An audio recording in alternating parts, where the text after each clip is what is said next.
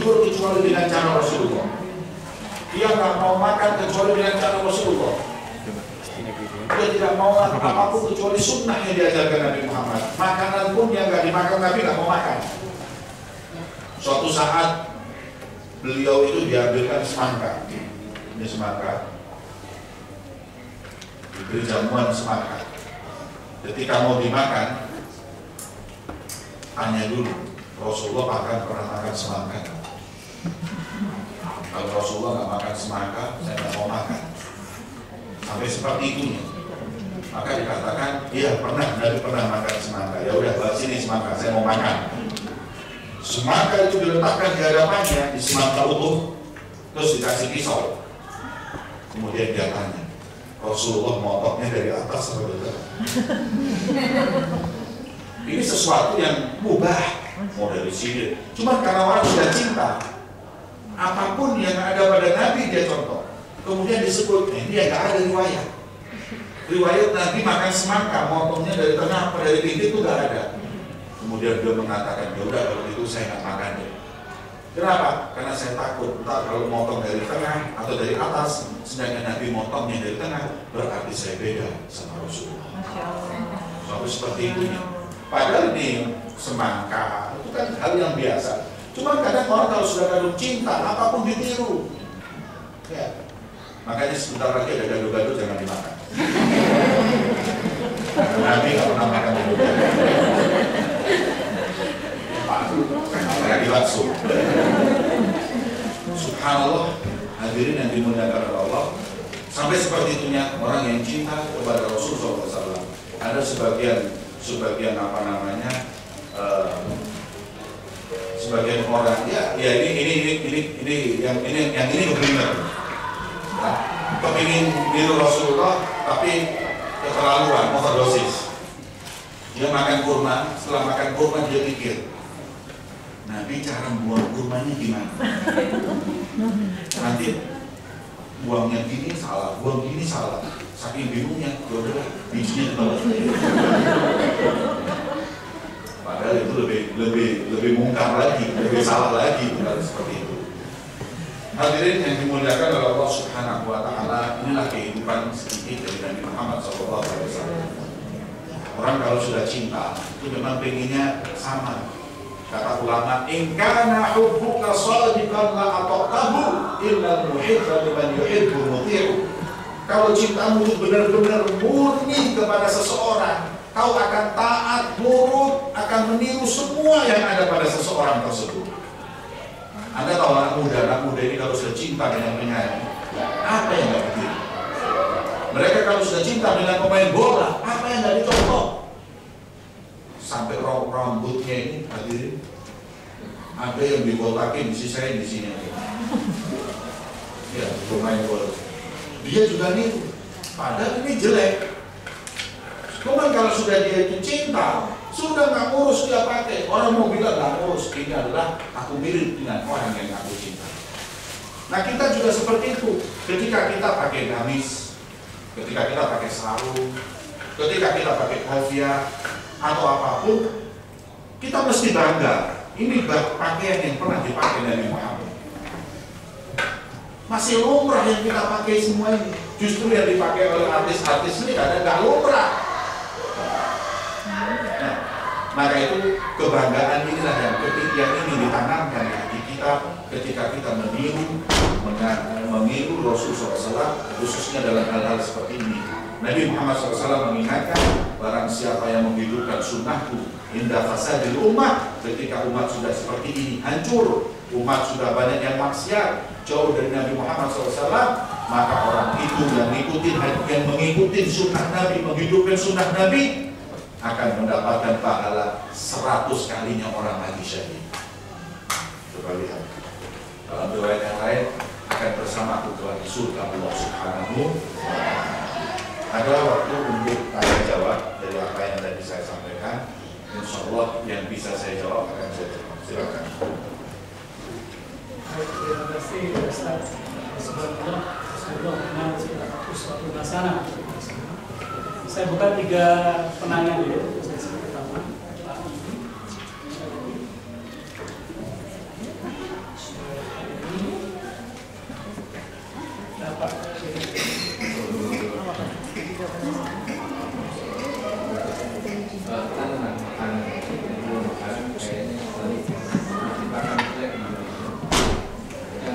pada jelek di Indonesia terutama kami karena dari kami kemudian susu orang yang tua itu nggak minum susu dia bisa nyobain juga. Jadi dua hal ini ternyata yang matching dengan semua Rasulullah. Gimana menggalaknya? Dan ketiga, karena saya pernah dengar ceramah terkait dengan tauhid. Saya punya salah sahabat yang lain. Dia memelihara jin muslim.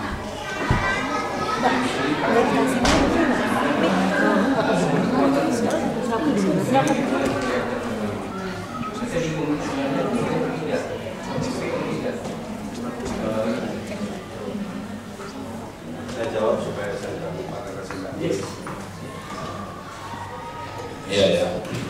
Tadi ada dua hal yang diciptakan dulu di Indonesia seperti daging kambing dan susu yang kita nggak boleh makan karena yang satu kambing bisa bikin naik darah, kemudian yang satu lagi katanya nggak baik untuk yang sudah tua atau bapak sudah tua dan lain-lain gitu. Kalau saya lihat, kalau mungkin susu itu mungkin gulanya yang jadi masalah. Satu, kemudian daging kambing adalah daging dikatakan seni dulu, ya, justru dikatakan bahwa tuangnya daging itu kambing dipakai istilahnya sangat baik. Hanya saja saat ini kita umat Islam itu selalu tunduk istilahnya dengan penemuan orang barat. Tadi sudah saya sampaikan, daging kambing ini sekarang dokter bilang nggak baik, kita tinggalkan. Nanti beberapa saat lagi kita ada penemuan mengatakan obat. Selalu seperti itu. Dan kita ini yang kayak layangan putus, nggak jelas kita ini mau kemana, nggak jelas. Jangan lagi yang berkaitan dengan ini, dengan Quran aja kadang umat Islam meninggalkan. Syekh Sya'rul, ada seorang ulama ahli tafsir, namanya Syekh Sya'rul. Dia punya kitab yang bagus. Saya baca, dia pernah cerita bahwa di tahun 60-an atau sekitar 50-60-an ada penemuan dari barat yang mengatakan bahwa susu ibu itu gak bagus karena gizinya kurang, lebih baik susu bubuk. Sedangkan di Al-Quran Allah memerintahkan apa? Wal-ummahat yurdi'na auladahunna hawlan kamilain, dan para ibu-ibu seyogianya untuk menyusui anaknya 2 tahun bagi yang menginginkan penyempurnaan daripada penyusuan tersebut. Quran mengatakan lebih baik ibu-ibu menyusui. Tapi karena orang barat penelitiannya mengatakan susu ibu itu gak banyak manfaat, gizinya kurang, yang disesalkan itu di barat tahun itu orang sudah meninggalkan susu ibu, mereka lebih baik untuk dengan susu bubuk. Karena di susu bubuk itu tambahin itu pokoknya bagus. Subhanallah, di tahun sekitar 70-an, sekitar 15 tahun kemudian Amerika atau Jerman mengeluarkan satu penemuan yang mengatakan bahwa justru susu ibu itu mengandung vitamin yang besar, bahkan vitamin tersebut membawa manfaat bukan untuk bayinya sampai ketika dia besar. Ada imun atau ada apa kekebalan tubuh itu yang bisa melengkapi tubuhnya sampai dia dewasa. Itu ditemukan oleh barat. Ketika fatwa atau ketika orang barat mengatakan susu ibu gak baik, orang barat itu meninggalkan, dan orang Islam pun ikut meninggalkan. Ini yang disesalkan. Ketika penemuan selanjutnya mengatakan banyak manfaatnya, umat Islam balik lagi. Dan terus kalau udah balik kita ngomongnya Quran itu Masya Allah, Quran itu hebat. Nanti itu hebat dari mana? Kenapa kamu tinggalkan? Kamu ikut Quran atau ikut barat? Nah, kita kadang-kadang tunduk dengan penelitian barat yang walaupun kadang kalian itu dianggap sunnah, kita tinggalkan. Maka dari kecuali kalau mungkin berlebihan, ya, kambing baik, tapi kalau setiap hari makan 40 tusuk kambing, ya, sesuatu yang berlebihan. susu juga baik, tapi kalau berlebihan juga tidak boleh dan lain-lain. Jadi selalu kita harus menekankan kepada diri kita, anak kita, nggak ada yang lebih sempurna dari Nabi Muhammad SAW. Susu minuman penghuni surga dalam riwayat, maka dikatakan paling baiknya minuman adalah susu, paling baiknya makan adalah kambing dan susu. Yang kedua masalah isti'anah bil jan. Ada orang itu pernah dengar ceramah saya di mana? Di YouTube. Saya mengatakan apa tentang ya. Jadi apa hukum kalau kita itu isti'anah bil jan, jadi punya khodam atau punya istilahnya pembantu jin muslim yang membantu kita dan lain-lainnya. Kalau tahrim tidak ada, mengharamkan, cuman kalau yang diajarkan oleh guru-guru kita lebih baik kita tinggalkan. Kita nggak pernah mau mengurus istilahnya, karena yang namanya jin itu kalau kita ta'awun atau bantu membantu pasti ada bayarannya. Ini yang ngerti ini adalah urusan jin. Dukun-dukun paham, kalau saya bukan dukun jadi saya kurang ngerti. Jadi kalau biasanya orang kalau punya dengan jin itu pasti ada wiridnya, ada bayarannya, ada semuanya. Ya. Kalau jin kafir, alhamdulillah, sampai bahkan punya ritual-ritual yang harus membaca Al-Quran, harus dan lain-lainnya, itu hubungannya dengan setan. Jadi sebaiknya kita nggak perlu, ya walaupun kadang ada orang yang mengerti di dunia jin, itu baik untuk musir orang, ya, terus orang kena jin dan lain-lainnya nggak apa-apa. Tapi seperti tadi katakan, yang saya khawatirkan dia berlebihan dalam hal tersebut. Ada pertanyaan aja sih?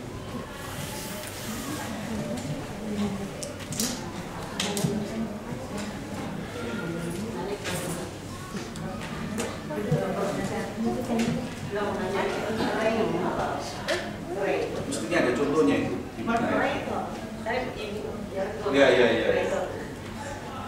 Mbak Nindil mana tadi?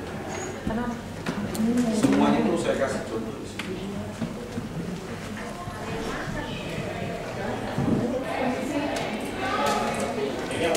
Ada silakan.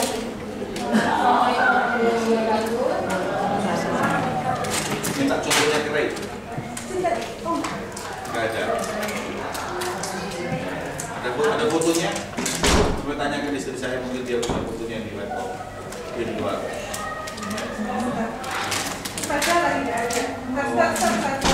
Ya udah. Saya ada pertanyaan, Ustaz. Di sini yang saya ingin tanyakan adalah mengenai cincin di zaman Nabi.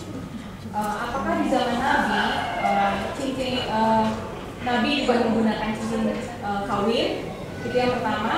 Kedua, apakah di zaman sekarang pasangan yang sudah menikah itu memang diwajibkan menggunakan cincin nikah yang saya maksud, atau itu hukumnya apa?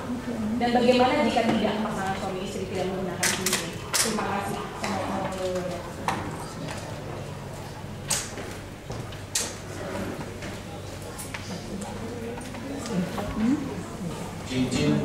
Cincin termasuk sunnah Nabi Muhammad. Laki-laki boleh menggunakan cincin asal tidak berlebihan. Wanita juga diperkenankan menggunakan cincin. Laki-laki tidak boleh cincin emas, hanya boleh cincin perak sebagaimana Nabi lakukan. Kemudian wanita boleh cincin emas. Ini adalah hiasan. Cincin termasuk satu zina. Zina itu perhiasan, tidak apa-apa. Laki-laki juga, dan Nabi cincinnya seperti tadi itu. Dalam riwayat beliau pakai cincin yang lain dan meletakkan khas atau matanya di dalam, juga tidak terlalu mencolok dalam menggunakan satu hiasan. Kemudian apakah cincin itu disunahkan ketika orang menikah? Tidak ada nas yang mengatakan orang nikah itu harus pakai cincin, tukar cincin, ataupun yang apalagi kalau yang laki-laki pakai cincin emas, haram. Di Indonesia kadang-kadang atau di Malaysia sudah menjadi adat kalau nikah tukar cincin. yang satu dicincin, yang perempuan dipakaikan. Ini adalah adat, kebiasaan. Kita nggak melarang. Adat itu, budaya itu kan nggak apa-apa. Asal jangan budaya melanggar syariat. Budaya mengatakan mengatakan boleh, jadi boleh. Al-adah muhakkamah, dalam usul fikih disebutkan bahwa yang namanya adat, kebudayaan itu atau kebiasaan itu menjadi hukum, nggak apa-apa. Jadi orang mau tukar cincin nggak apa-apa, itu semuanya. Asal jangan mengatakan ini sunnah, karena justru hari ini jadi bid'ah. Kalau ada sesuatu yang tidak sunnah, Anda katakan sunnah, itu pada tujuan di agama nggak boleh. Lakukan aja tidak apa-apa, jangan katakan itu sunnah. Kemudian laki-laki jangan memakai cincin emas karena itu ada larangannya langsung dari Rasulullah SAW. Kalau perempuan tidak apa-apa. Jadi seperti itu.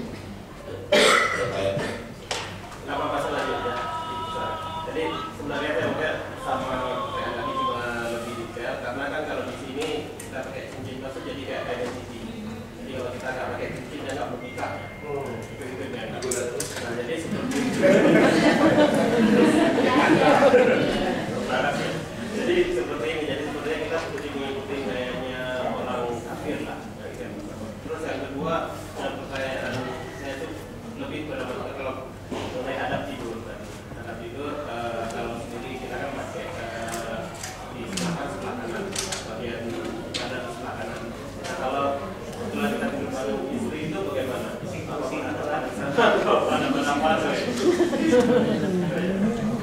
Yang pertama dari masalah cincin, ya tadi sudah saya jawab bahwa kalau cincin emas tidak diperkenankan, tapi kalau cincin perak kemudian itu tanda pernikahan, apa silahkan aja kalau seperti itu. Ulama mengatakan ada dua perkataan, cincin itu nggak boleh lebih dari satu. Orang pakai cincin satu. Ada lagi yang mengatakan cincin itu boleh lebih dari satu, pokoknya tidak boleh lebih dari biasanya orang. Jadi orang biasanya pakai cincin 2 ya udah 2, atau orang biasa pakai cincin 3. Cuma kalau cincin terus 4 kanan 4 kiri, jadi itu namanya ta'adud yang diharamkan, tidak boleh. Jadi yang lumrah saja, bahkan bisa kena zakat pakaian kalau cincin berlebihan. Kemudian yang kedua masalah menghadap, ya memang begitu, sama-sama menghadap ke kiblat. Saya tadi ada sesuatu yang ingin saya bagi, bagi manfaat. Ada riwayat seorang soleh itu tidurnya itu selalu kalau tidur itu pasti selalu kalau tidur. Maka suatu saat dia tidur di masjid dengan cara seperti itu, baca doa, dan tidurnya ibadah.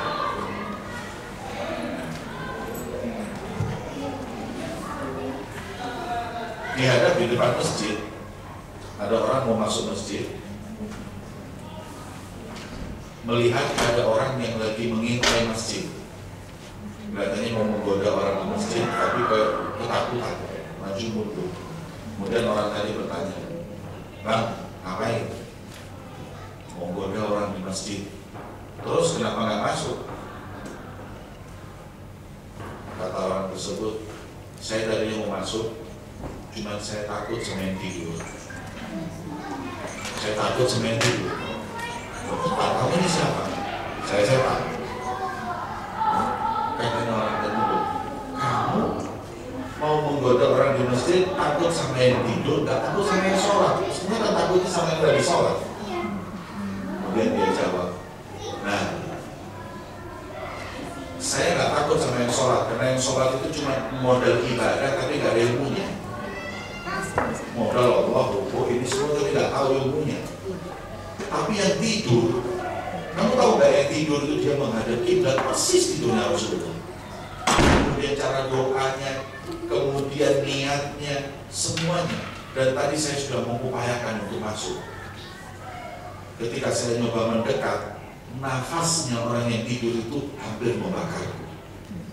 Maka aku keluar saat ini, aku tunggu dia sampai yang tidur itu keluar, bangun, baru aku goda orang-orang tadi. Kalau orang-orang sholat ini gampang digoda. Maknanya tidur yang mengikuti sunnah sama Nabi itu seperti itu kualitasnya. bahkan lebih baik dari orang yang sholat tapi nggak mengikuti sholat caranya Nabi Muhammad SAW.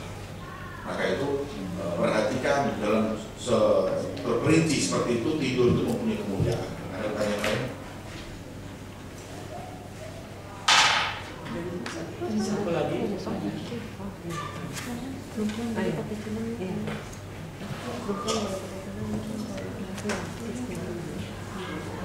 Dua begitu. Saya kira kalau nggak pakai mic juga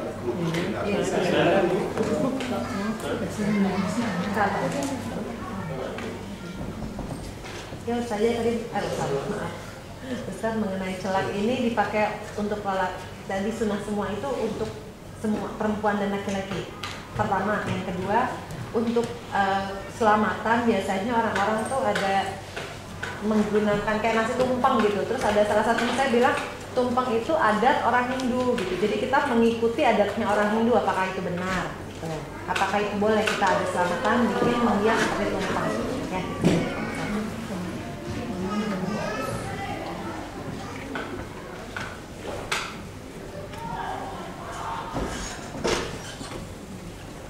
Assalamualaikum warahmatullahi wabarakatuh.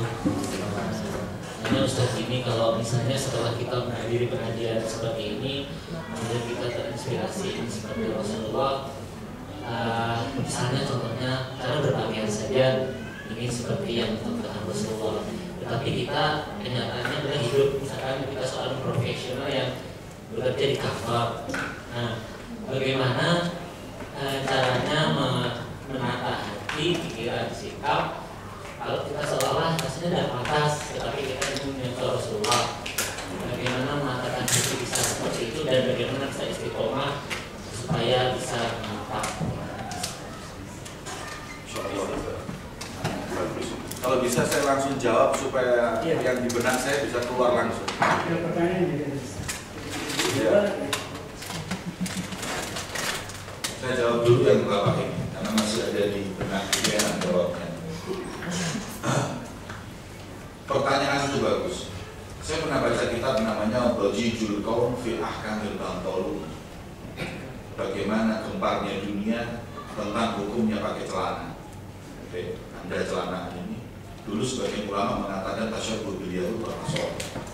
Ini mirip sama Yahudi dan Nasrani, haram hukumnya pakai celana. Itu bukan suatu pembahasan yang mudah, pembahasan yang menjadi masalah. Ada seorang ulama yang dia itu karang buku namanya Habib Salim bin Jindah. Saya baca, saya tertarik.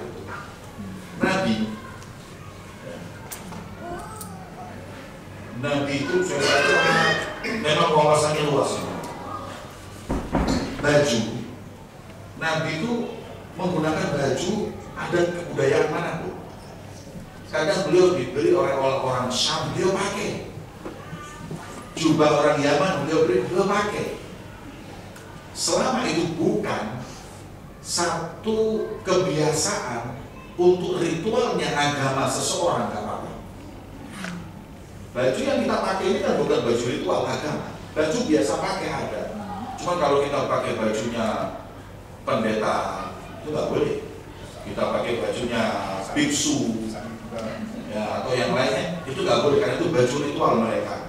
Kalau selain dari itu, baju apapun Nabi nggak melarang. Jadi perlu Anda ketahui bahwa baju celana itu dulu pernah dilarang oleh sebagian ulama, tapi ulama yang jumhur mesti mengatakan tidak. Satu, jadi baju yang dipakai oleh kita, yang kita pakai kaos dan lain-lainnya, ini adalah satu budaya. Dan Nabi tidak menolak budaya, semuanya dipakai. Tapi Nabi memilih baju khusus yang sering dia pakai. Dan itulah menjadi sunnah yang kita pakai untuk sholat dan yang lainnya. Pertama, masukan saya, fungsi kita mempelajari ini agar kita tidak sinis melihat orang yang pakai gamis. Ini sunnah Nabi dipakai. Masya Allah. Itu satu. Jangan terus kadang sedikit kayak lihat orang pakai gamis itu langsung ke Arabnya bukan ke Nabi. Nah ini orang Arab. Salah. Ini baju Nabi. Satu. Kedua, kita memang kadang nggak bisa pakai itu ya, karena kita sebagaimana tadi disebutkan kita hidup dengan bersosialisasi dengan orang yang biasa seperti ini. Jadi kita pakai di satu momen-momen yang khusus Lebaran kita pakai sunnah Nabi. Waktu Jumat itu kalau saya boleh bahas bisa panjang. Cuman Jumat itu hadirin, jadikan Jumat itu seperti kita punya baju khusus, seperti kalau kita hadir acara resepsi. Kita kalau mau hadir nikahan orang itu kan sudah punya baju khusus. Ini untuk baju kalau hadir nikahan. Jumat itu kita juga punya baju khusus itu orang Jumat, gamis atau apa yang kita miliki. Itu kita gunakan khusus untuk kemuliaan dan menjalani sunnah Nabi besar Muhammad SAW. Intinya, Anda mau punya satu keinginan adalah hal yang baik. Kemudian yang kedua, Anda jangan mengingkari. Yang ketiga, harus ada keinginan untuk mencoba atau menggunakan ittiba'an bin Nabi, mengikuti sunnah Nabi Muhammad SAW. Itu yang bisa saya jawab. Selanjutnya yang Ibu tadi bertanya, sunnah tadi itu untuk laki-laki perempuan semua itu hanya satu saja yang sebagian mengatakan makannya perempuan duduknya seperti yang dua tadi, jangan duduknya seperti ini ya, tapi untuk perempuan duduknya makan seperti ini, duduknya makannya seperti ini,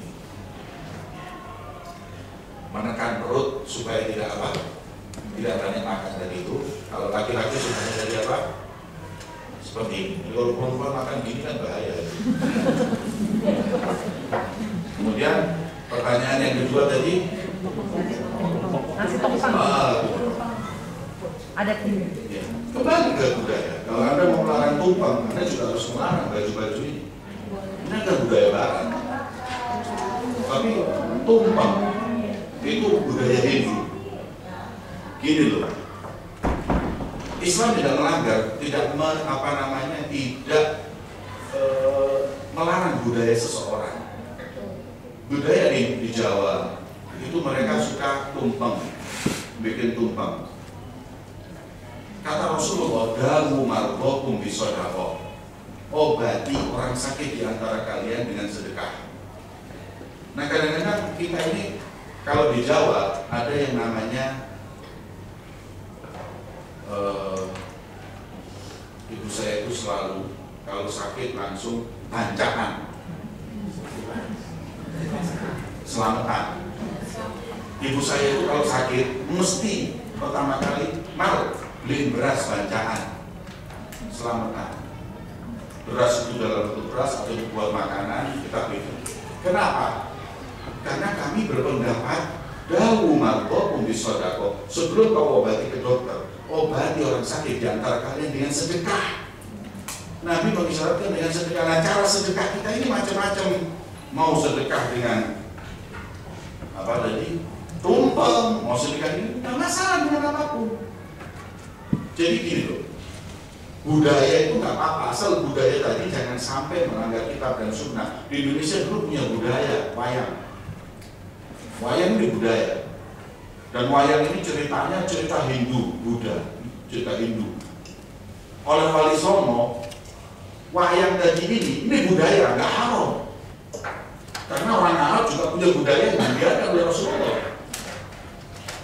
Kemudian budaya tadi oleh Rasulullah, oleh para wali-wali, mereka ubah yang wayang tadi ini, budaya orang Jawa ini, yang di situ ceritanya Mahabharata, Hindu, India, yang Hindu-India sana, Mahabharata dirubah. Kan dirubah itu kalau wayang yang baru. Di situ mulai namanya berubah. Ada satu jurus ampuh di wayang itu yang tidak terkalahkan, namanya jurus Kalimosodo. Kalimosodo itu di bahasa Jawa kan artinya kalimat syahadat. Ketika wayang itu jurus ampuh keluar Kalimosodo, kalah semua. Orang-orang Jawa, saya mau belajar ilmu yang nggak ada duanya. Apa Kalimosodo? Duduk sih. Kalimosodo kalimat syahadat. Asyhadu an la ilaha illallah. Masuk Islam. Dan ribuan masuk Islam oleh para wali dengan wayang. Nah, kalau kita sekarang wayang syirik, ini syirik, orang muslim dikafirin semua. Bukan justru ini orang datang untuk mengislamkan orang, tapi kadang orang radikal datang untuk mengkafirkan orang. Islamin satu orang itu repot, jadi jangan dikafirin, tolong. Repot misalnya satu orang. Jangan dikira gampang. Terus gampang aja kafir. Cuman gara-gara satu hal yang nggak masuk akal, sedikit perbedaan kafir. Astagfirullahaladzim. Dia nggak tahu ayatnya Islamin orang. Sebagaimana yang dilakukan para wali. Jadi wali songo pandai. Mereka budaya. Selama budaya itu, saya kasih contoh. Ini di Batu. Wali kota Batu itu dulu punya kebudayaan Jawa namanya sedekah bumi. Sedekah bumi itu mereka agar Batu sering hujan, panennya lancar, semua hasil panen itu yang punya jagung yang ini semuanya mereka kumpulkan. Kemudian mengadakan seperti apa itu namanya di pawai, konvoi, mereka konvoi dengan membawa makanan mereka masuk ke gunung, makanan itu segitu banyak ini dibuang dari atas gunung ke kawah. Sedekah untuk bumi supaya Batu selamat makmur. Kemudian saya lihat kebiasaan itu berjalan tahun demi tahun. Ketika saya masuk di majelis ulama MUI, saya dipilih menjadi ketua Dewan Fatwa. Saya datangin wali kota, maaf Pak Wali, boleh saya sedikit kasih himbauan, silakan. Saya katakan, kami Islam nggak melarang pawai. Islam nggak melarang mengungkap kebahagiaan dan meminta agar hujan turun. Tapi kalau bisa dirubah sedikit aja. Apa deh? Ini pawai tetap jalan, konvoi tetap jalan. Ini budaya. Terus jangan sedekah bumi, tapi sedekah untuk selamatnya bumi. Sedekah untuk selamatnya bumi. Kita sepakat umat Islam membolehkan tawassul dengan amal. Ada orang masuk gua, 3 orang, kemudian ketutup dengan batu. Yang satu ngomong, ya Allah, dulu saya diajak zina, saya nggak mau buka. Tawassul dengan amalnya, tawassul dengan saya dulu, ya Allah, diamanatin barang, kemudian buka. Sampai kalau saya cinta kepada ibu saya, buka, akhirnya terbuka semuanya. Karena apa? Dia mengingatkan Allah dengan amalannya. Menyebut, bukan mengingatkan, menyebut kepada Allah amalannya. Nah, itu namanya melakukan satu kebaikan demi Allah membukakan untuknya pintu kemudahan. Aku menjaga ibuku, buka pintu. Dan minta sama Allah dengan amalannya. Nah, kita juga seperti itu. Sedekah bumi itu nggak boleh terus bisa syirik itu karena dia buang segitu banyaknya nggak jelas. Terus gimana? Gini loh, kita tetap setiap bulan kumpulin uang, tumpeng dibuat ini semua, terus konvoi tetap, terus jangan dibuang, bawa ke Darul Aitam, orang-orang miskin, kumpulin orang miskin di Batu, orang yatim piatu, kemudian orang-orang yang mampu, berikan makan kepada mereka. Kemudian ini adalah perbuatan kita memberi makan. Ya Allah, aku beri makan mereka orang-orang yang miskin, yatim piatu dengan harapan Batu makmur. Tetap turun hujan. Selesai. Apa mau kita budaya kita nggak boleh, itu sudah haram kita nggak bisa. Apa salahnya? Apa salahnya mereka untuk mau sedekah dengan harta mereka agar Allah senantiasa memberikan hujan? Kan mereka cuma salah ngasihnya, ngasih ke gunung, ngasih ke laut, ini mau ngasih apa? Tapi ngasih ke pondok pesantren yang fakir miskin, itu kan manfaat. Kita paham. Apa ada sedekah dilarang? Tidak ada. Dengan harapan supaya dapat kemakmuran hujan, boleh. Di sholatul istisqa yang diajarkan Nabi, sebelum sholatul istisqa apa sunnahnya? Raddul mazalim, orang yang dolim ini semuanya tobat. Kemudian sedekah kepada orang miskin. Ini kan sholatul istisqa. Ini Nabi yang ngajarin. Hanya saja mereka punya kebiasaan dengan konvoi, udah biarin itu budaya. Yang penting intinya adalah sedekah. Jadi seperti itu. Nah, ada pertanyaan lain berkaitan dengan ini. Assalamualaikum. apakah harus dibuat dengan makanan yang tidak enak? Dibuang atau disimpan? Yang tidak enak.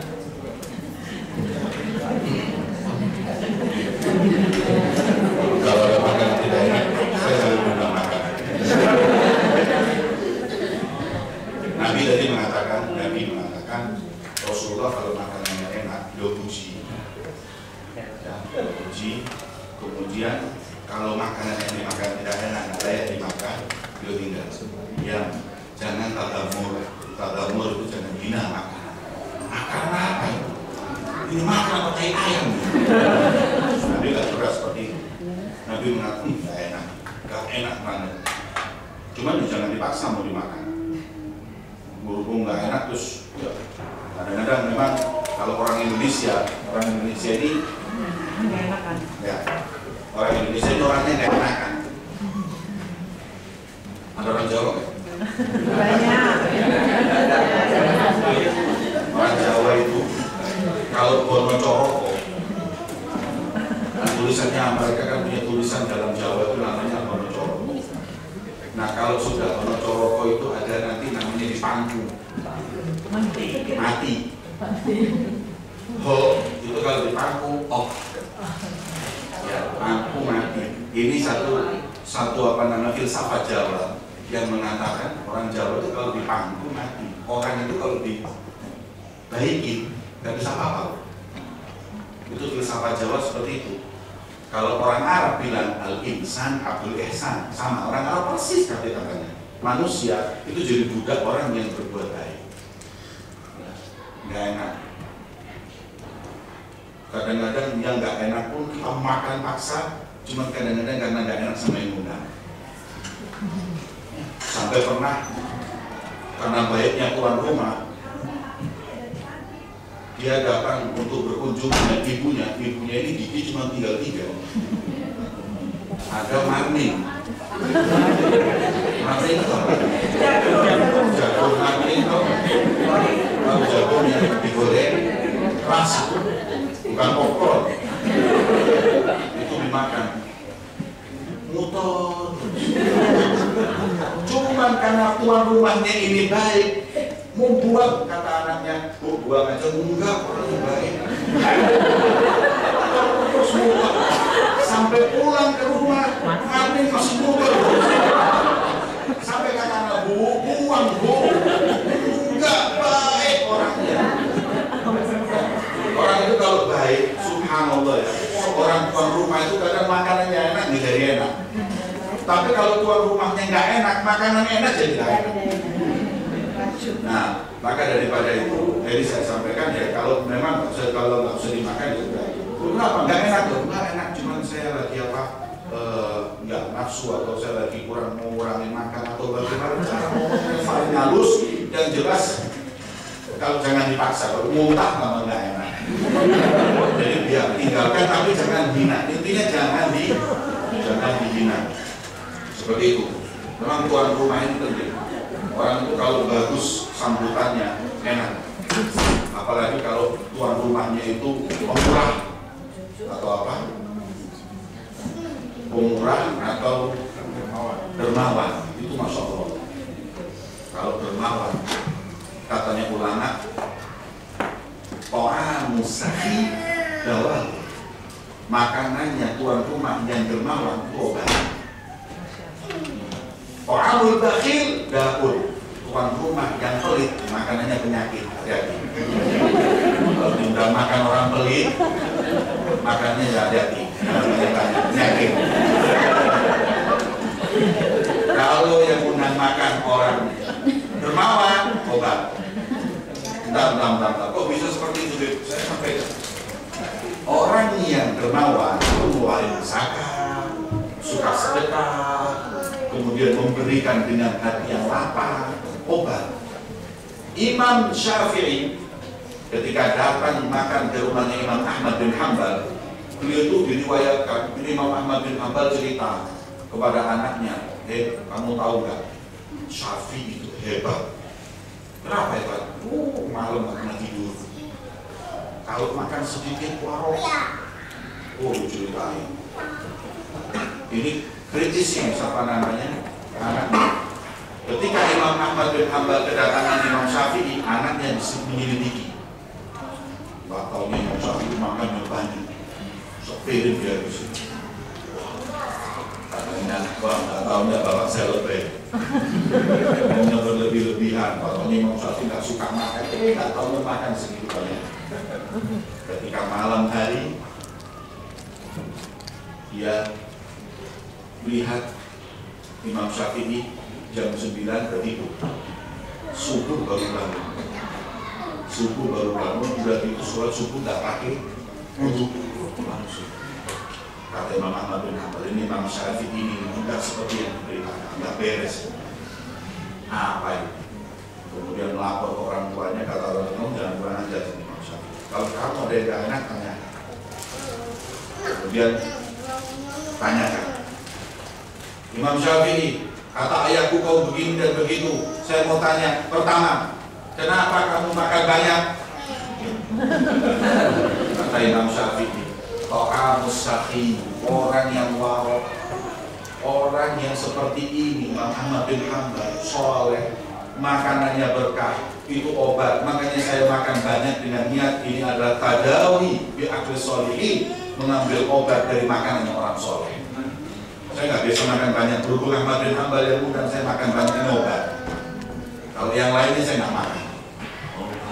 Ada dalil. Jadi kalau kalian lihat saya makan banyak, ada dalilnya. Yang pertama. Yang kedua, Imam Syafi'i kok katanya bangun malam ini nggak tidur. Kata beliau mengatakan, ya terus tadi malam kamu tidur nggak sholat subuh, dan sholat subuhnya nggak pakai wudhu. Beliau mengatakan, saya sholat subuh nggak pakai wudhu karena saya nggak tidur semalam. Lu kenapa nggak tidur? Aku lihat kau seakan-akan tidur. Aku nggak tidur. Aku ini lagi memikirkan hadis Nabi. Hadis Nabi. Ini kalau antum saya kasih hadis ini bisa mengeluarkan hukum 3 jauh hebat. Ini Imam Syafi'i istakhraj, mengambil dari hadis tersebut, mengeluarkan hukum lebih dari 40. Hadisnya apa? Hadisnya itu Nabi itu suka jalan untuk pergi ke masjid, ada anak kecil suka main burung. Ya. Nama anaknya Aba Umair. Burungnya itu burung Nuhair. Rasulullah itu selalu ke masjid, pulang lihat anak itu lagi mainan burung. Suatu saat Rasulullah ke masjid, burungnya itu nggak ada. Dia lagi termenung sendiri, burungnya disangkar nggak ada. Kemudian Rasulullah tanya, ya Aba Umair, ma fa'alan Nuhair? Si Aba Umair, kemana burung Nuhair? Dari hadis itu Imam Syafi'i mengeluarkan 40 hukum. Cuma tanya loh, burung mana? 40 hukum. Karena dia tak tidur semalam. Ini orang kalau nggak jenius nggak bisa itu. Apa hukum apa yang ulama mengatakan? Satu, boleh memberi nama Abu kepada seseorang walaupun dia masih kecil. Abu Umair, buktinya Rasulullah mengatakan dia Abu Umair. Satu. Kemudian yang kedua, menyangka burung disangkar boleh. Ketiga, banyak 40 tuh keluar.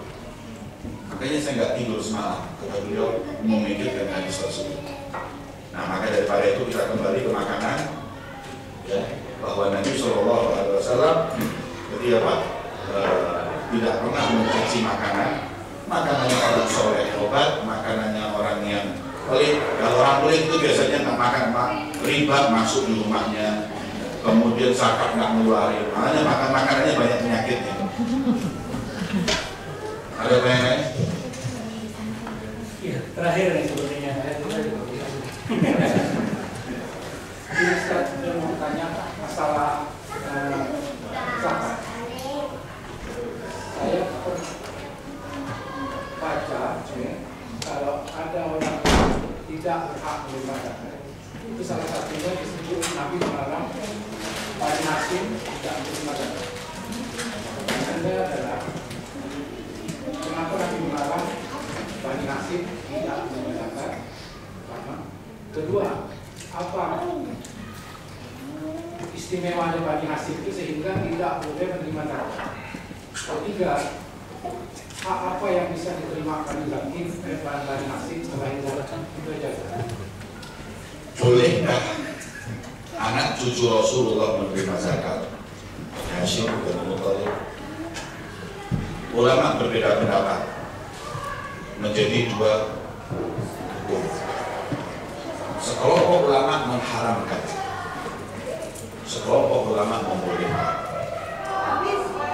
Yang mengharamkan, mereka berpendapat ketika Rasulullah SAW melihat cucunya Husain atau Hasan makan di jalan makanan, kemudian oleh Rasulullah diambil, dibuang, dan beliau mengatakan itu keluarga, keluar.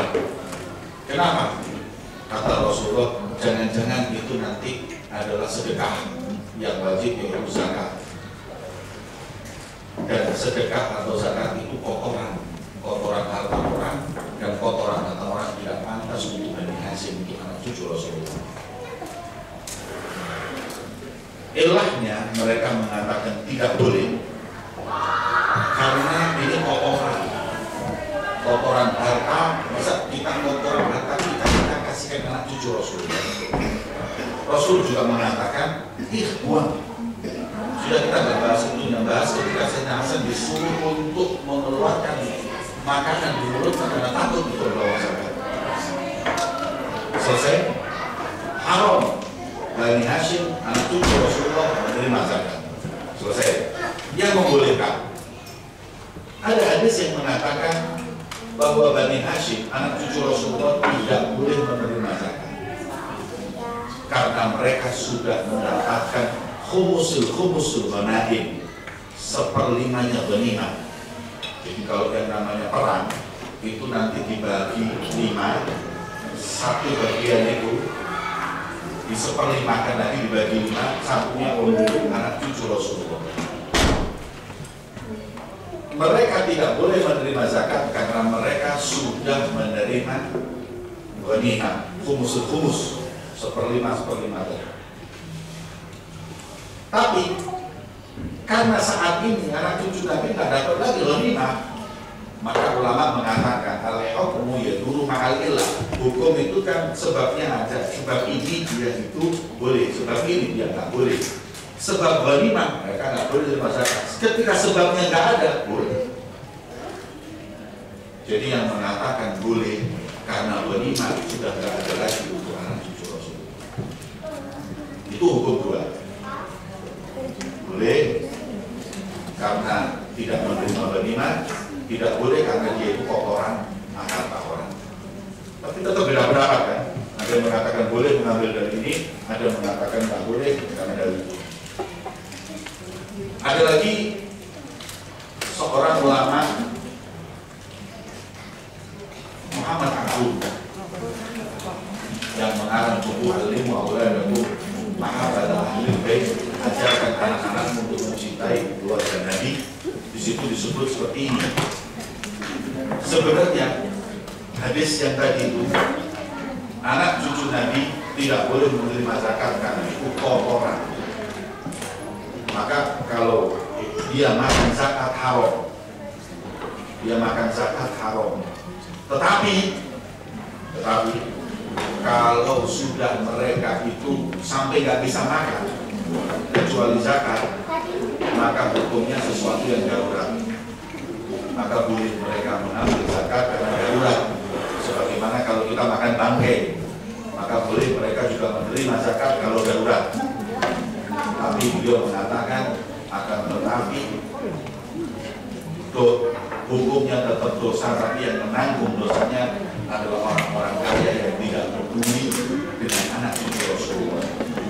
Sebab Allah berfirman dalam Al-Quran, "Qul la as'alukum 'alaihi ajran illa mawaddata fil qurba." Katakan Muhammad kepada mereka, aku nggak minta bantuan apapun, aku nggak minta balas jasa apapun kepada kalian kecuali cintailah qurba, cintailah kerabatku. Maka itu beliau berpendapat kalau sampai mereka ambil uang zakat itu berarti karena orang kaya-kaya tidak peduli dengan mereka. Seperti itu. Jadi semuanya punya hukum, ada yang membolehkan, ada yang tidak membolehkan, dan ada dalilnya.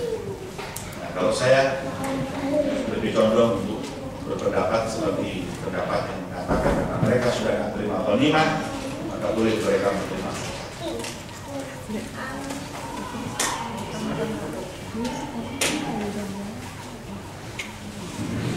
Akhirnya saya